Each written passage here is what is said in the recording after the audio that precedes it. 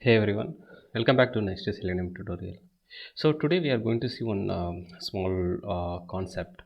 So how we can use XPath index or find elements. So what is the difference between these two, and which one do you prefer?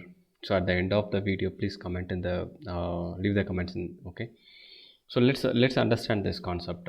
So in this particular web page, right, we'll have multiple input tags, right? So let's find out.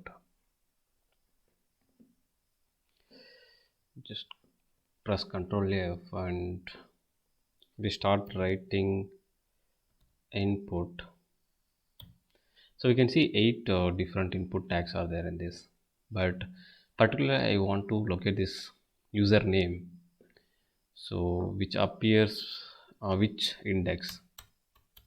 So in this case I'm assuming like I don't want to use any of the attributes or any of the display text, anything. I just want to use only the tag name, right? So sometimes this occurs in your web application when you are automating, isn't it? So we cannot have any of the attributes or any display text. We don't have any clue which one we have to use.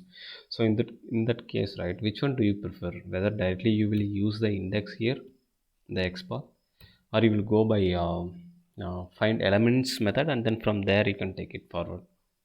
So let's see that. So it appears on sixth location, right? So it appears in the sixth location.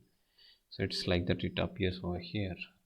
Let's take this X path and let's drive over here, right? Let's. So this is the web page I am just trying to launch. Over here, what I will do? I will do driver dot find element by X path, right? So let me give this particular X path here as a string. Let me try to do send case method. So what I wanted to type is admin. That's all. And so this is a one way of writing XPath, right? Let me exception under here. Let's put some wait time so that we can see clearly what is happening. And then driver dot quit. Let's do that. So this is the one way of writing your XPath, right? So you can give the index directly in the end. But there are so another way of writing this same to replicate using our script as well. So where we have to use find elements by XPath. So over here, what we have to do is we will not be using the index. So we'll be using only this. So like remove this. So it returns 8 elements, isn't it? So this one we cannot use it. Let's delete this. So this returns list of web elements. Sorry, web element. Let's import this java.txt, right? So which one you will prefer? So this from this list you will take it like list dot get of 5, because this starts from 0, so we have to take 5 dot send keys of this same. Which one do you prefer? Which one will be like better usage over here? So let's try running this. What will happen? Let's see. Right click and run as Java application.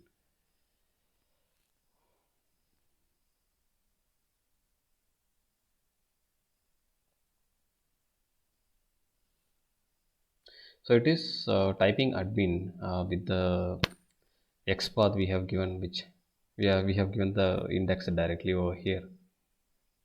So it works completely fine, right? Let's comment this part and let's remove this and let's see what happens with this. So in this way, what happens sometimes we have to fetch values when we are using find elements, fetch display values or any attributes value, get attribute or get text. Based on that text we have to go with. So this also actually typing admin, right? So there is no difference between writing XPath itself as index, or we can do try find elements by that particular XPath, and then from the list we can get and try do some action on that. Which one do you prefer actually? So basically it's based on the situation. I feel it will be we have to write. Sometimes if your application is very stable and your web page will not change frequently, and in that case what we can do is we can go with this directly, because this is like kind of finding the XPath in one go. But if your application is like kind of a frequently changing, or every week you have a release and it will change UI, or every month you have a release and it will change the UI and it will break your HTML document and its nodes. So in that case what we can do, so we can go for this find elements method, and then so we'll go over this list one by one using a for loop. Say for example we can use for each loop like this, and web element, take one by one web element based on the list. So here what we can do is we can either take your get attribute of something like this id. So if this equals something like this, what this equals the id attribute. Id attribute may be like text name. If it's equal to this, then you can like just send keys, or you can come out of this loop and take this particular index and do validations, right? Anything is fine, that's up to you, right? So this another way of doing this XPath findings, right? This is a very simple way it looks like, but if it comes to reality when writing the script set, it is like we will not have find options. So these are the different ways actually you can find the different options also.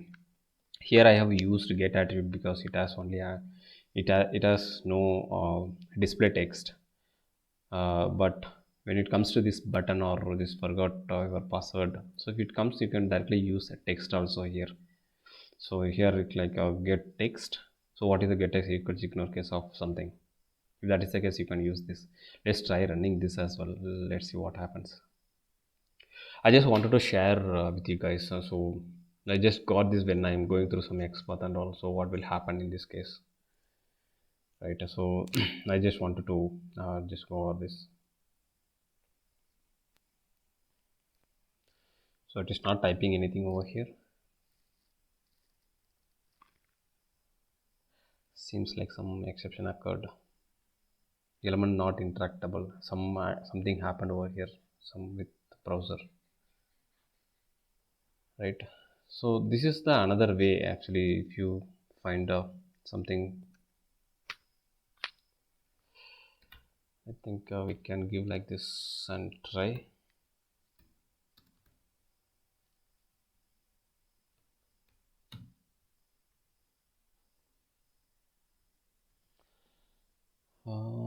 Let us try now. Sorry guys, I think I have given here itself, that's why.